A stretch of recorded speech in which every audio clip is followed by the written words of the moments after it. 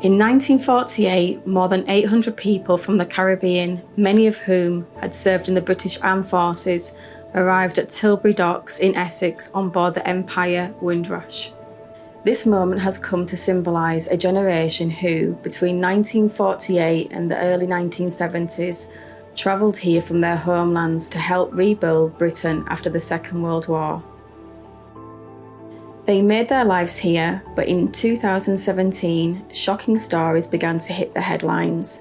It emerged that the authorities had not kept records of those given permission to stay. As a result of the Conservative government's policy of creating a hostile environment for migrants, people who had lived and worked and contributed to this country for their entire lives were being wrongly deported.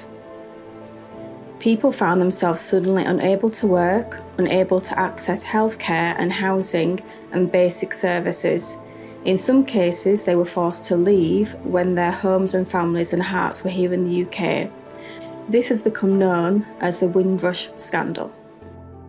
In 2018, the government was forced to launch the Windrush scheme. This enabled the people affected who settled in the UK but through no fault of their own don't have the documents to prove their British identity to apply for recognition of their existing right to live and work in the UK. The Windrush story is about the working class who built this country, both the workers who arrived on the ships, like the Windrush, and the working communities that they became part of. This is the story of Unite Branch Secretary Tom Gardner and his grandfather Alfred Gardner.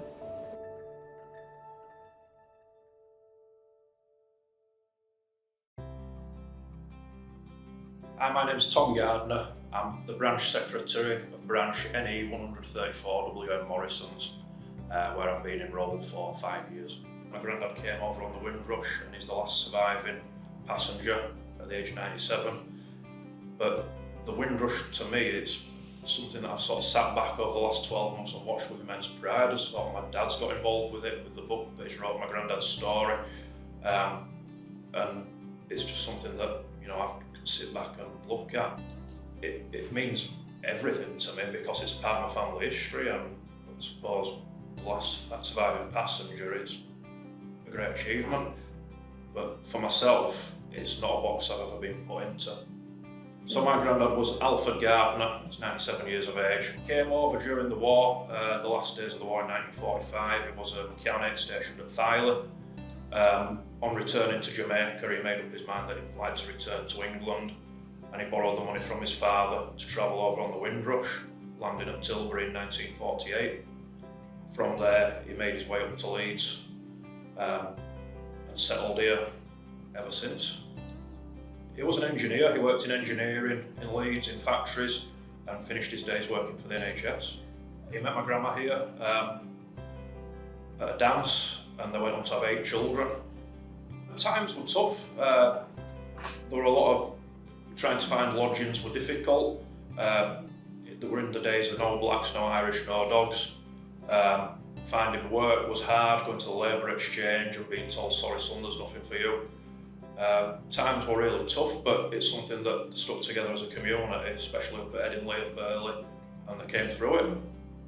When you look at how Britain was after the war, it was flattened, and people on the Windrush came and helped rebuild this country.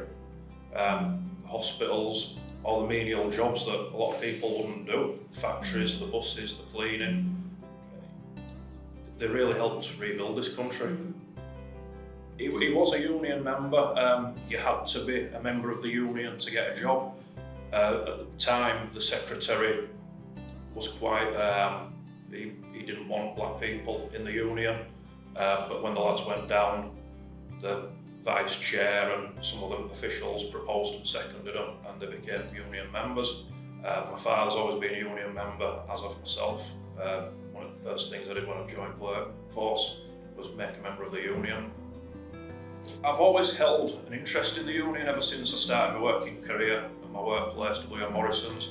I've always attended branch meetings, and the previous secretary was retiring, and I just saw it as an opportunity to get involved and learn a bit more about it for myself as much as anything else. But over time, I've built up a really good relationship with the members, and I think they hold me in quite high regard. I would like to think that we're doing enough to change. Our membership is very diverse. Europeans and Africans, we've got a lot of work at our place, and we've got a lot of members from across the board. One thing that we don't sort of get is people coming forward to get involved a bit more, especially from the West Indian and African side of things. But it's something that we can work on and hope to change. Change is good. I'd like to think people, follow up this campaign and try and learn a bit more about the Windrush and how it's impacted the country.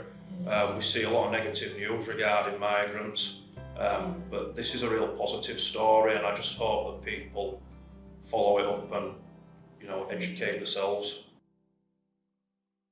We would like to give thanks to everyone involved in this project, including Lisa, George and Dolores Crawford, Femi Dwayne Williams, Ian Halstead, Tom Gardner, Katrina Taylor, and the North East Yorkshire and the Humber BAEM Committee. You can find out more about Unite's work on equality on our website.